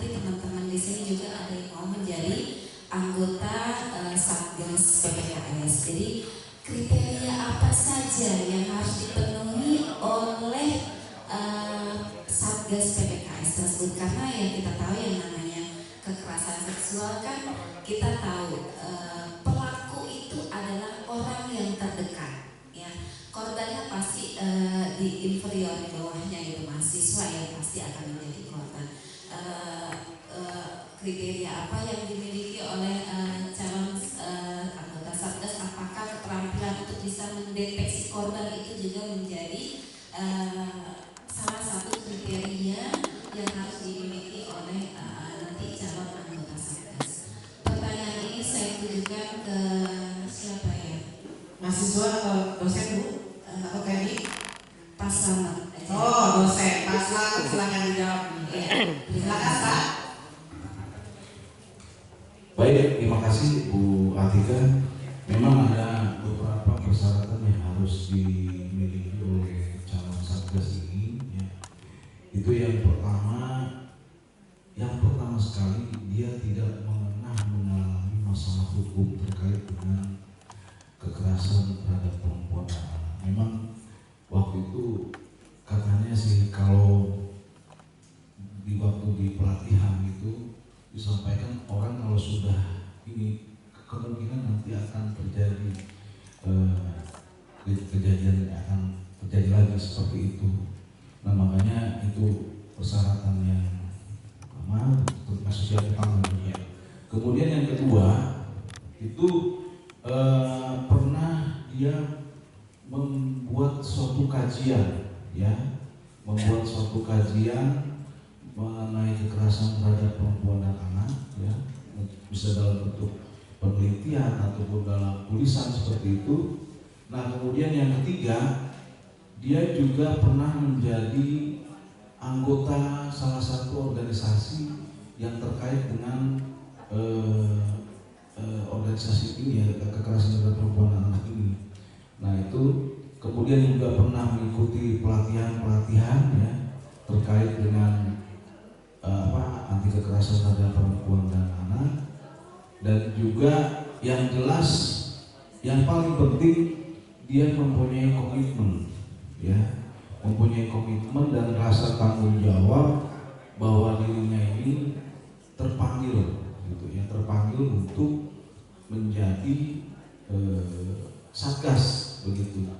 Karena kalau itu tidak ada, nah ini yang akan menjadi masalah juga di kemudian hari. Itu yang paling penting, mempunyai rasa tanggung jawab dan terpanggil untuk menjadi Satgas. Mungkin itu yang bisa saya sampaikan Bu Atika. Terima kasih Pak Nito, mungkin ada tambahan Pak. Terima kasih.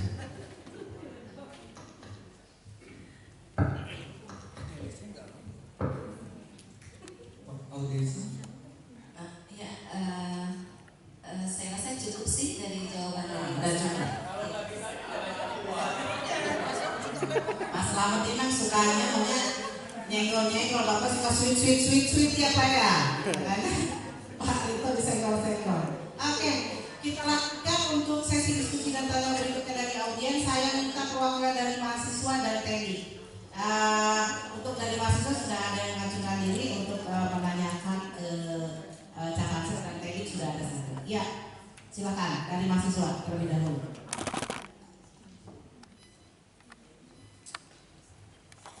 Terima kasih Bu. Izin, saya Muhammad Reza dari BEM Universitas Muhammad Husni Tamrin. Izin Ibu, saya akan bertanya, apakah wewenang Satgas tidak melebihi aparat penegak hukum? Itu saya minta untuk Mas Irfan juga yang menjawab. Terima kasih. Ini mahasiswa versus mahasiswa ini. Ya, silakan Irfan untuk dijawab pertanyaan tersebut. Ya, baik. Pertanyaan adalah wewenang Satgas tidak melebihi aparat penegak hukumnya. Saya jawab, untuk laporan dugaan kekerasan seksual yang terjadi di perguruan tinggi terutama di kampus, pelaporan akan diterima.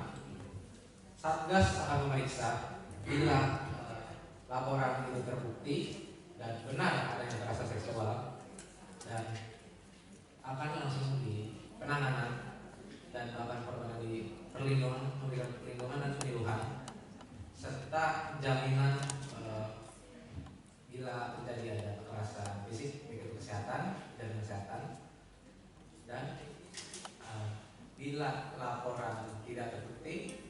laporan akan tidak dilanjuti pada Satgas di perguruan tinggi. Itu saja jawaban dari saya. Terima kasih. Baik, terima kasih Irfan yang sudah menjawab pertanyaan dari tadi perwakilan BEM ya, dari mahasiswa. Saya undang berikutnya dari teknik, silakan.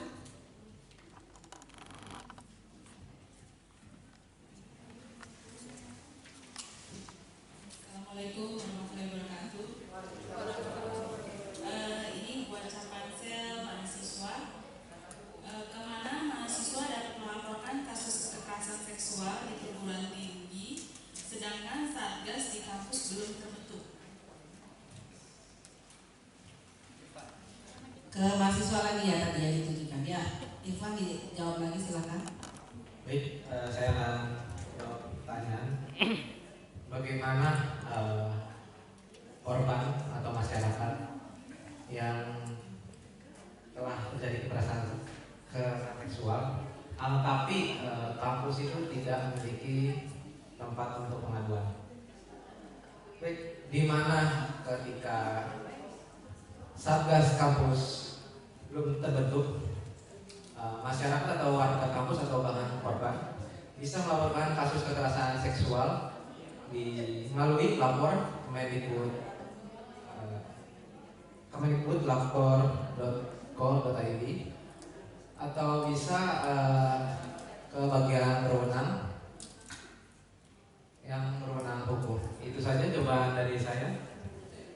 Ya, baik, terima kasih Mas Irfan yang sudah menjawab pertanyaan tadi. Yang nanya itu namanya Ibu Siwi ya. Ibu Siwi adalah teknik dari Biro Akademik ya. Baik, demikian jadi tadi sudah lengkap diskusi dan tanya kita. Oh, ternyata panelis masih penasaran. Saya masuk ke penghujung sesi dari acara diskusi dan tanya jawab. Bu, izin meluruskan tadi ada satu. Masih ada pertanyaan. Udah selesai. Ini tadi saya takut ini mumpung takut salah ya tadi mungkin jawaban dari Pak Mas Michel menambahkan. Jadi bagaimana apakah Satgas ini akan maksudnya overlapping dengan tadi apa Mas pertanyaan Mas Rejo itu dengan aparat gitu ya, aparat. Ya, ini sebenarnya tidak ada itu ya. Jadi kita hanya sampai merekomendasikan itu. Justru kita nanti akan jadi mitra dengan kepolisian atau aparat hukum ya. Jadi seperti itu. Jadi tidak akan ada tipe overlapping itu tidak ada. Ya, tetap kalau yang berkaitan dengan hukum itu adalah aparat hukum ya. Kita ini garda pertama dan kita berupaya sebenarnya adalah upaya pencegahan. Itu yang paling penting ya di itu. Kemudian untuk yang pertanyaan Bu Sin tadi, kalau mahasiswa mungkin kalau disuruh lapor ke www.com ini nggak terlalu hafal begitu ya. Ini bisa dilaporkan kepada orang yang mereka percayai di kampus, itu yang pertama. Misalnya kepada dosen atau yang dia kenal, kemudian yang dikenal dengan baik, kemudian kepala prodi atau seprodinya. Yang penting dia bisa merahasiakan kejadian ini dan dapat menangani itu nanti dibuat suatu laporan dan nanti baru bisa ditindaklanjuti seperti itu. Jadi kepada orang yang lebih tua di kampus seperti itu bisa disampaikan seperti itu. Terima kasih. Itu aja Bu. Oke, baik, terima kasih atas tambahannya dari Capansel kelompok dosen Pak Selamat. Baik Bapak Ibu semua, sepertinya para Capansel ini memiliki pengetahuan dan keterampilan yang sangat baik ya berkaitan dengan PPKS. Buktinya semua pertanyaan dijawab. Sampai sesi diskusi tanya jawab tambah. Setelah selesai ditambah lagi jawabannya. Sangat luar biasa. Capansel kita pada siang hari ini yang sudah menjawab pertanyaan dari para panelis dan audiens. Sekali lagi kita berikan aplaus dan tepuk tangan untuk para Capansel yang sudah memberikan jawabannya. Kembali lagi saya mengingatkan kepada para panelis dan observer eksternal untuk memberikan jawaban penilaian. Setelah itu nanti di akhir penutup nanti akan diumumkan apakah Capansel yang sudah memaparkan tadi dan menjawab pertanyaan itu layak atau tidak untuk menjadi Capansel di Universitas Mata Tamrin. Dan saya minta kepada panelis 1, yaitu Bapak Rektor nanti untuk mengumumkan apakah layak atau tidak Capansel Universitas M.H. Tamrin ini masuk ke tahap berikutnya, yaitu kita akan melakukan pemilihan Satgas PPKS Universitas Muhammad Husni Tamrin. Baik, sekali lagi secara dari tadi awal saya mandu sampai dengan terakhir diskusi dan tanya jawab, saya memberikan kesimpulan bahwasannya interaksi antara Capansel dengan panelis ini sangat baik, di mana diskusi dan tanya jawab bisa terlaksana dengan baik. Pertanyaan dari panelis bisa dijawab oleh Capansel, dan Capansel memiliki pengetahuan yang baik terkait dengan pencegahan dan penanganan kekerasan seksual, terutama di lingkungan kampus, yaitu kampus kita Universitas Muhammad Husni Tamrin. Baik, untuk itu saya selaku moderator mengucapkan terima kasih dan apresiasi setinggi-tingginya untuk para panelis yang sudah memberikan pertanyaan dan masukan, serta para Capansel yang sudah memaparkan materi dan menjawab pertanyaan dari para panelis. Semoga hasilnya semuanya bisa layak untuk menjadi Capansel di Universitas Muhammad Husni Tamrin. Demikian dari saya selaku moderator, mohon maaf apabila ada kekurangan selama saya memandu acara. Saya kembalikan kepada MC. Wabillahi taufiq wa hidayah. Wassalamualaikum warahmatullahi wabarakatuh.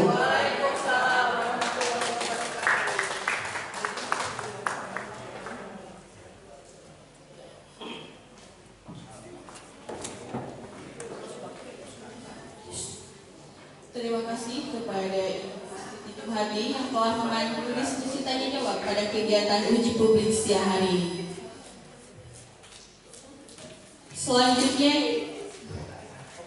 Selanjutnya yaitu penandatanganan berita acara oleh panelis dan observer eksternal kepada Bapak Dr. Daeng Muhammad Paki SHMH, juga Ibu Dr. Retno Lukiati Ningsi, Mars AAK, serta Ibu Dr. Windayanti SPSI MM dimohon untuk maju ke depan.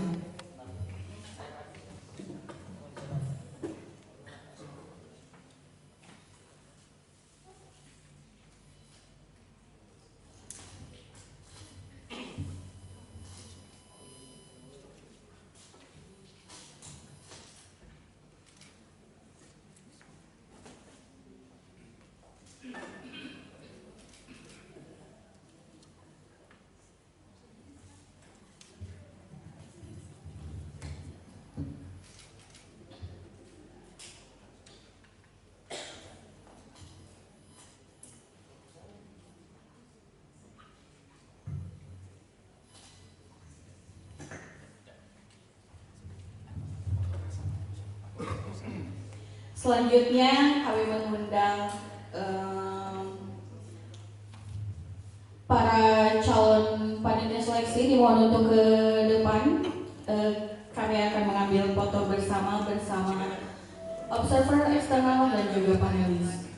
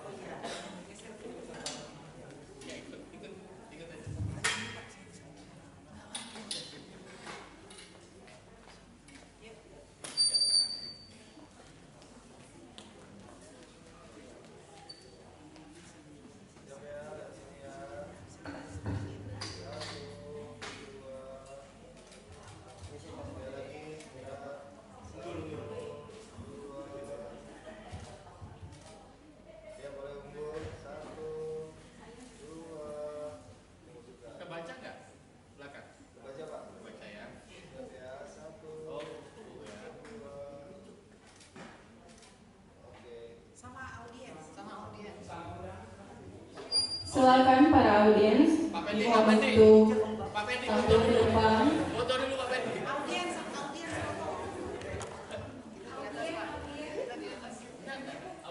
Mari Bapak Ibu sekalian dimohon kesediaannya untuk sesi foto bersama di depan.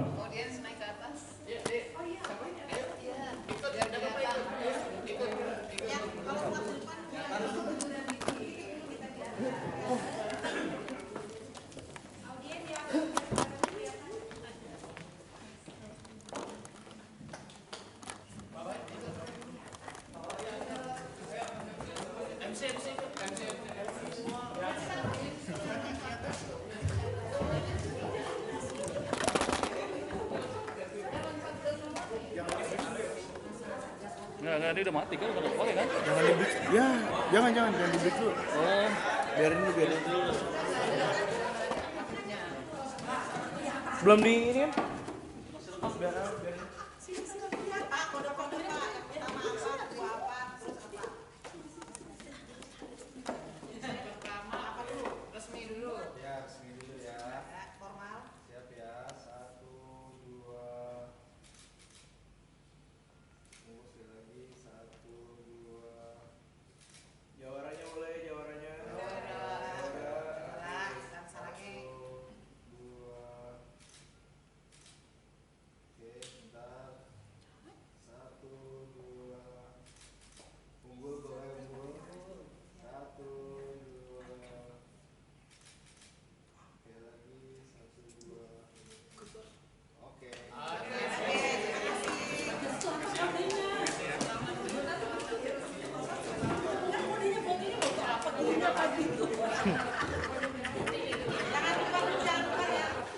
Terima kasih kepada panelis, observer eksternal, dan juga para calon panitia seleksi. Silakan kembali menempati tempat duduk masing-masing.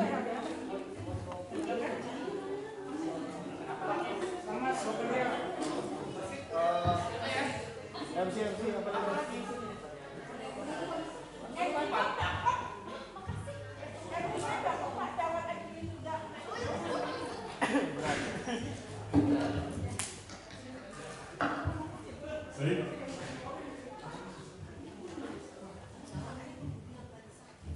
Alhamdulillah, dengan telah terlaksananya seluruh rangkaian acara kegiatan pada pagi hari ini, maka kegiatan ini yaitu uji publik calon panitia seleksi satuan tugas pencegahan dan penanganan kekerasan seksual di Universitas Muhammad Tamrin dapat kita akhiri. Kami dari pembawa acara mohon dibukakan pintu maaf yang seluas-luasnya jika ada kendala maupun kekurangan yang mungkin terjadi. Akhir kata kami pamit undur diri. Selamat siang dan